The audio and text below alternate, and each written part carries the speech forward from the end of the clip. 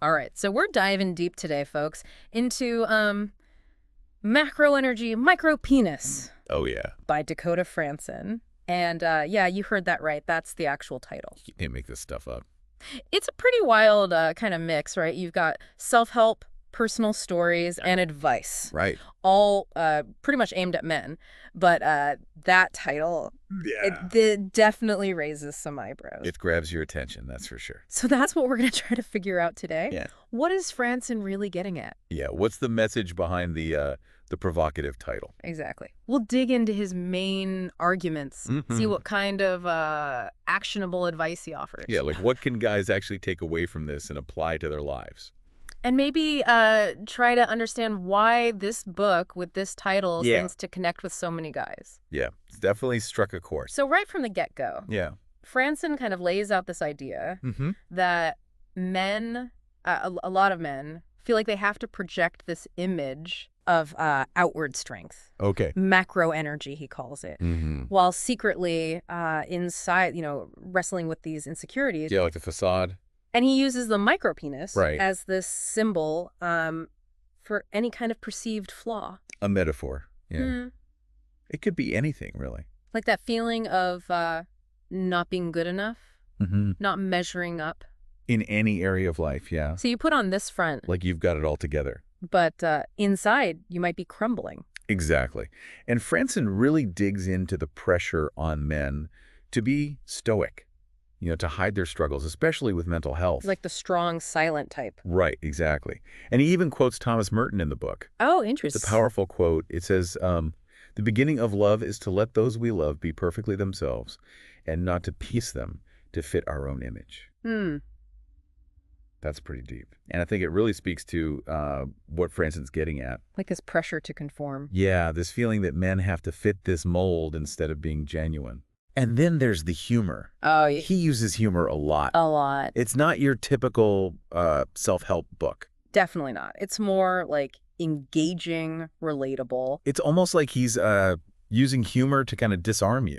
make you feel comfortable talking about these tougher subjects. Like he's not afraid to be funny, even Yeah. when he's talking about serious stuff. Right, and it works. It makes the book like really enjoyable to read. So one story that kind of stuck with me Yeah, which one? was about this guy named Thomas Okay, yeah, Thomas. who had this really serious illness. Mm-hmm. And he, I guess people started calling him the comedy warrior. Because, yeah, he used humor to cope with all the pain and everything. It's a pretty powerful example Yeah, of how laughter can be more than just fun. like it can be a real source of strength and resilience. So you've got facing those insecurities head on, using humor.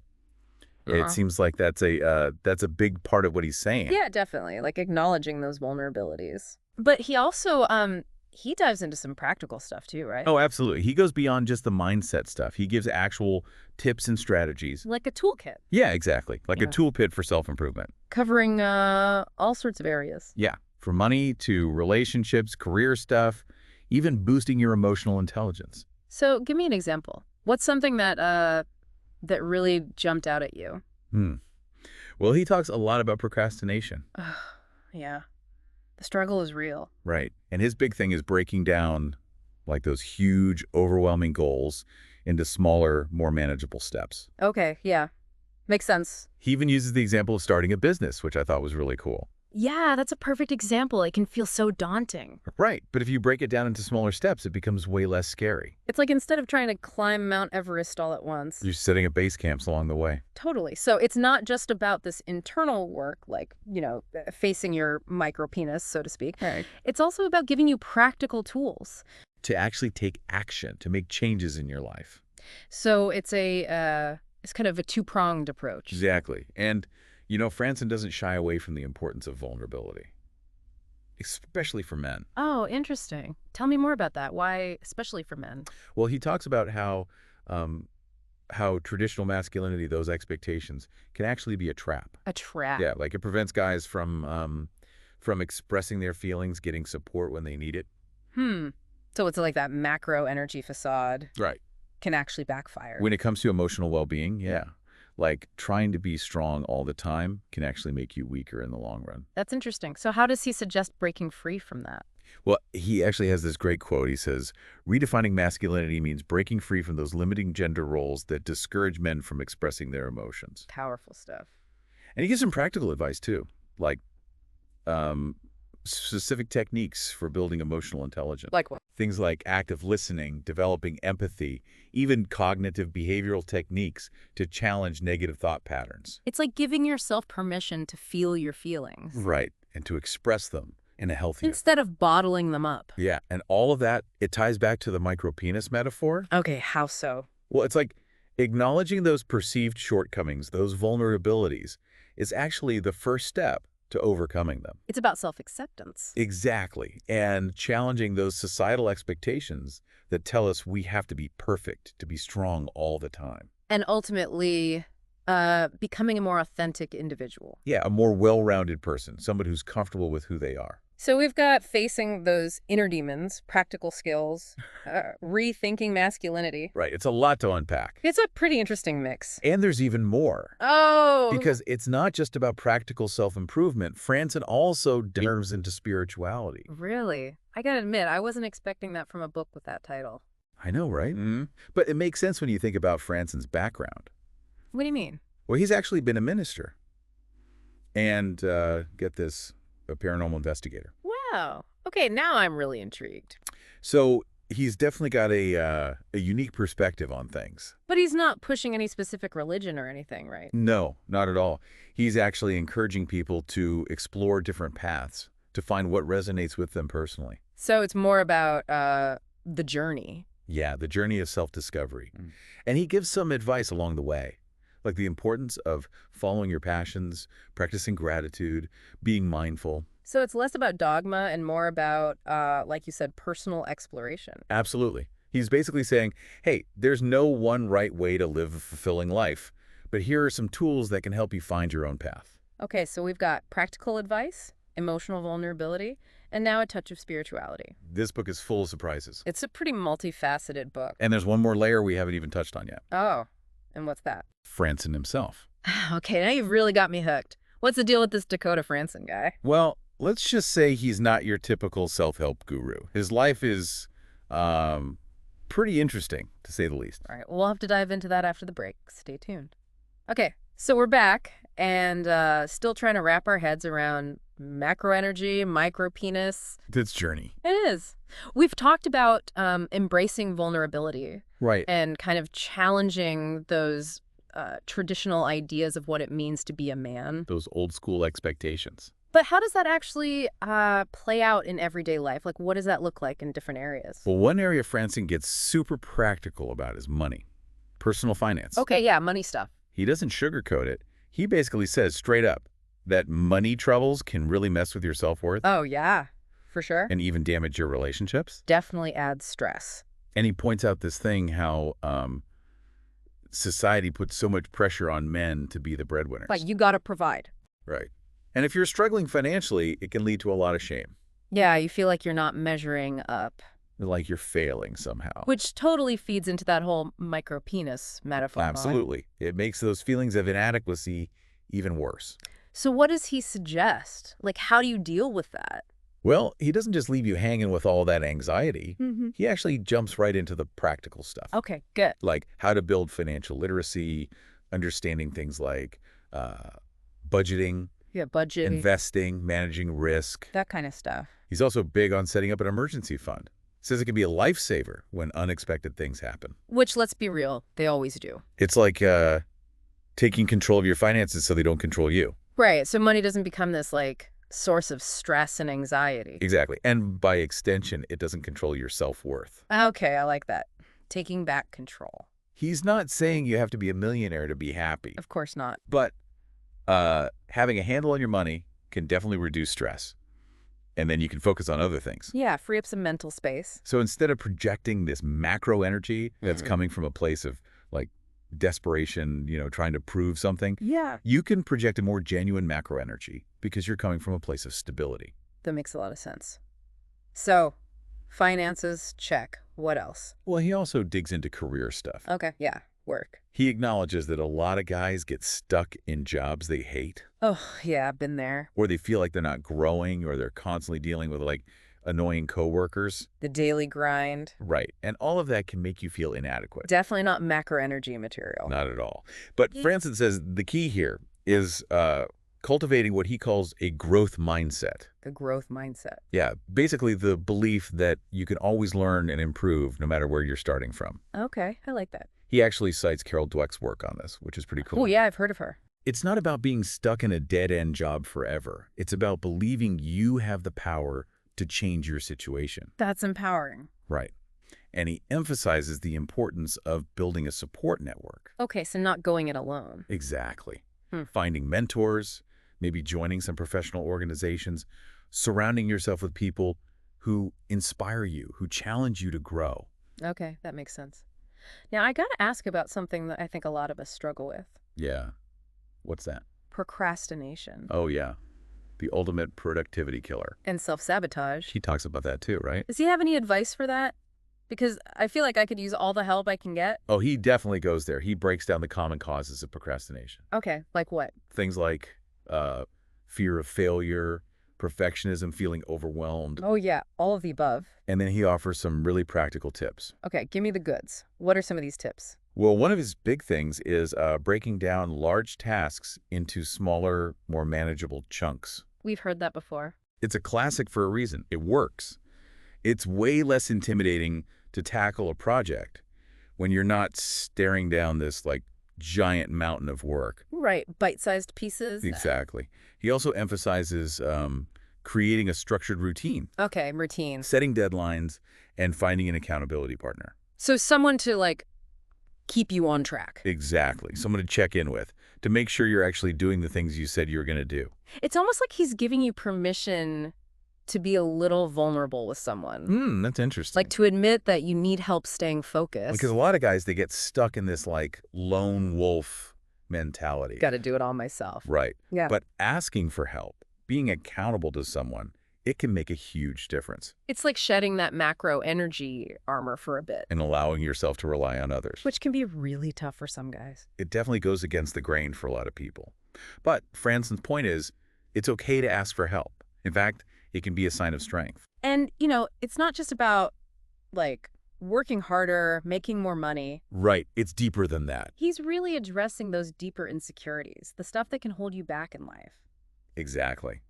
And one area he's really passionate about is emotional intelligence, especially for men. Okay, we touched on that before. But it's worth emphasizing because he argues that traditional masculinity often equates emotional expression with weakness. Like, real men don't cry. Exactly. And that's so harmful. It leads to guys suppressing their feelings, which can cause all sorts of problems down the road. Bottling it all up. It's like they're hiding their micropenis of emotional vulnerability behind this wall of macroenergy. But that wall can actually do more harm than good. Exactly. And Frandsen wants to tear that wall down. He wants guys to be able to feel their feelings, to express them in healthy ways. So how do you do that? Like, how do you build emotional intelligence? Well, he gives some specific techniques. Things like active listening. Really listening to what other people are saying. Right? Not just waiting for your turn to talk. And developing empathy, putting yourself in other people's shoes. Oh, okay. And then there are cognitive behavioral techniques, which can help you challenge those negative thought patterns. Those automatic thoughts that pop into your head. The ones that tell you, real men don't cry, or I have to be strong all the time. He wants you to recognize those thoughts and then choose to respond differently. That's a powerful message. And you know, one thing that really surprised me about this book was the section on spirituality. I wasn't expecting that. Yeah, that was a bit of a curveball. I mean, a book with that title talking about spirituality. Right. But it actually makes perfect sense. How so? Well, Frandsen is all about helping men find their own path to a fulfilling life. Yeah. And for a lot of people, that includes exploring their spiritual side. Okay, I can see that. But he's not, like, pushing any specific religion or anything. No, not at all. He actually encourages exploration, trying different things, seeing what resonates with you. Like what? He mentions traditional religions, of course, Yeah. but also New Age practices, personal philosophies. So it's really about, like, finding what works for you. Exactly. He even talks about meditation, mindfulness, gratitude, practices that can benefit anyone, regardless of their beliefs. Those are definitely things that I've been trying to incorporate into my own life. Yeah, me too. And it's interesting how he ties spirituality into that whole micropenis metaphor.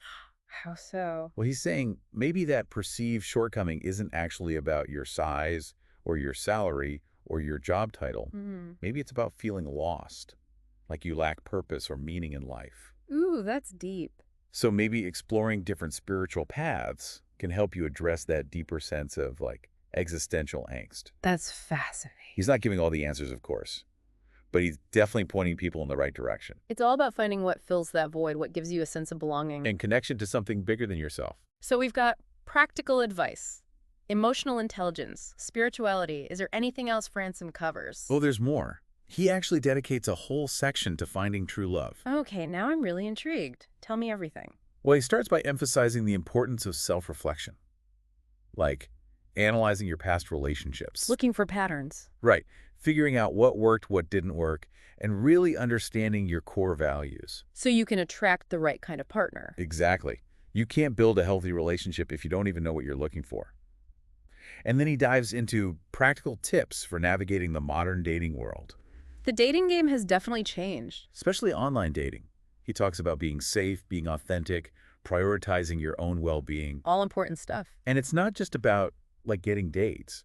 It's about finding a genuine connection. Someone who shares your values. Exactly. And then he even gets into the nitty-gritty of building emotional connection and intimacy. Okay, like, Open communication, shared experiences, expressing gratitude for your partner, things like that. it's about building something real.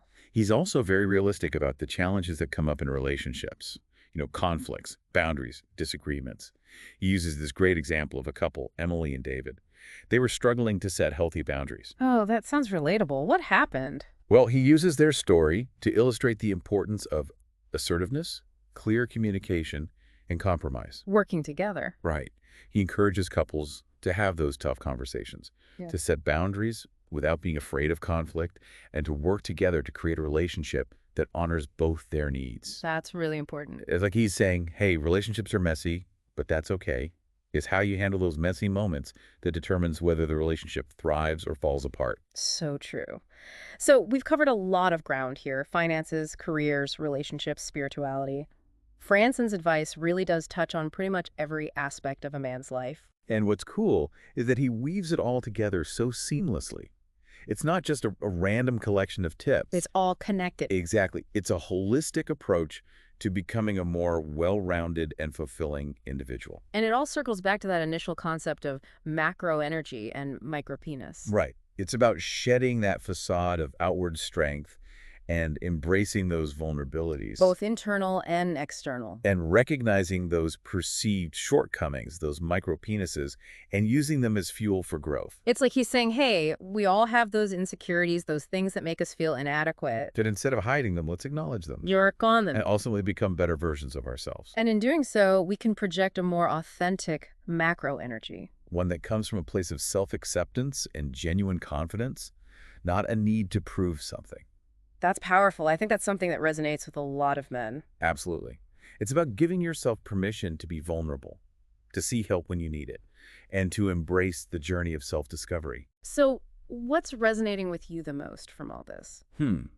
That's a great question.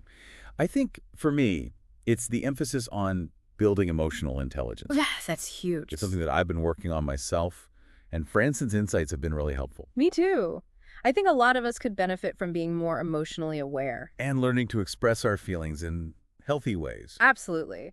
And what's refreshing is that Frandsen doesn't take himself too seriously. He uses humor A lot of humor. to make these potentially heavy topics feel more approachable. Yeah, it's like he's saying, hey, life is tough, but we don't have to be so serious all the time. Let's laugh at ourselves, learn from our mistakes, and support each other along the way. Exactly.